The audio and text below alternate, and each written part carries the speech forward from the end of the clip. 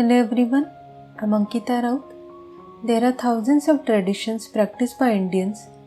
Earlier we didn't know the deeper meaning and reasons behind these traditions, but with scientific researches, we are slowly able to understand the logic behind these traditions.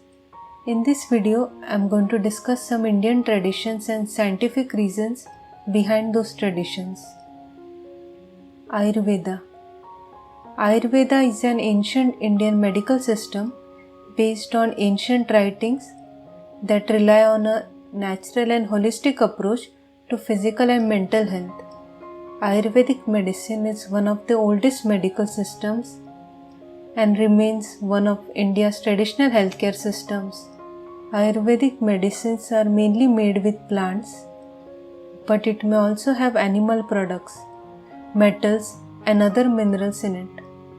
Ayurvedic treatment involves the use of medicines, massages, following a specific diet and activity routine.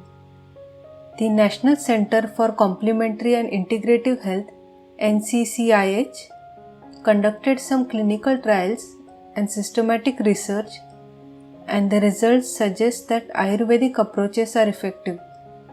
Ayurveda offers an effective and safe solution for various health problems.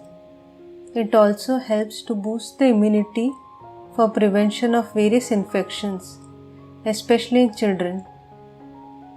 Although Ayurveda has not yet been fully accepted by modern medical doctors, it has shown its potential in various researches and clinical trials. Hopefully, modern medicine will be more accepting of Ayurveda in future. Thali. In the early days, thalis were only reserved for royalty. They were known as the rich man's food because of the amount and variety of food present in the thali.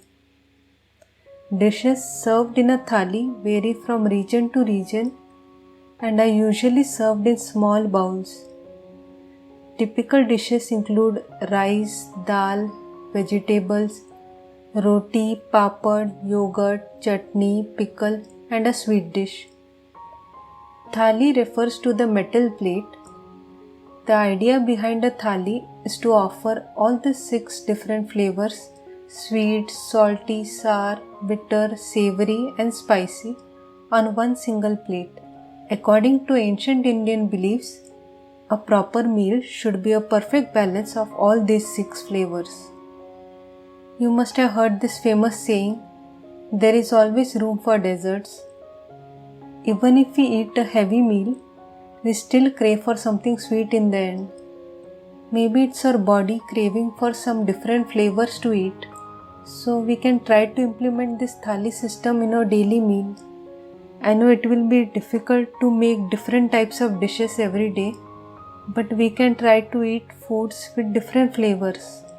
For example, instead of eating large quantities of a single dish, we can eat small quantities of different foods, like prepare a spicy or savory main dish.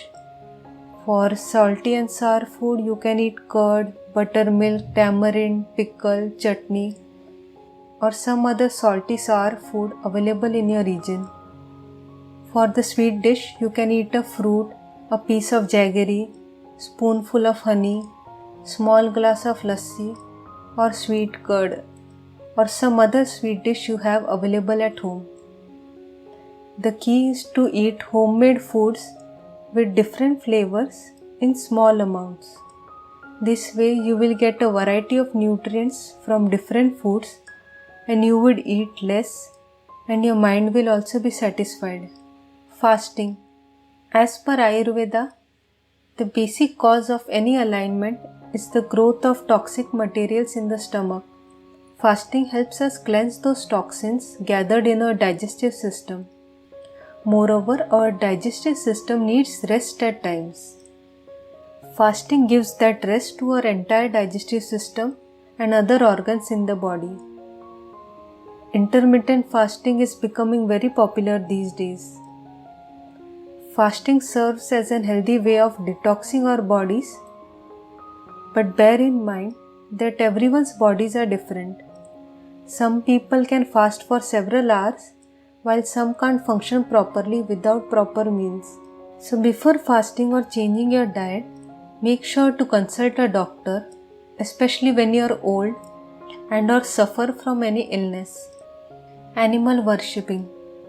Some animals are worshipped usually because of its connection with a particular deity.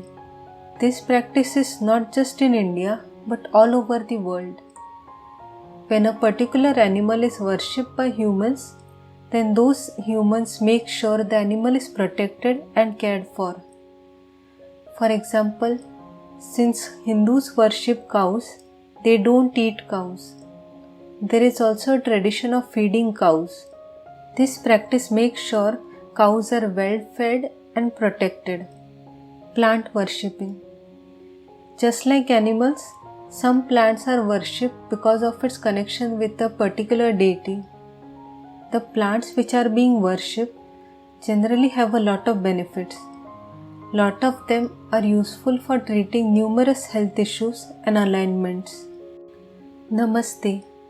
Namaste or Namaskar is a form of greeting when meeting someone. It is done by joining both hands together. Due to the recent coronavirus pandemic, Namaste is used more often than before. There are various reasons for doing Namaste. First, to avoid physical contact with people.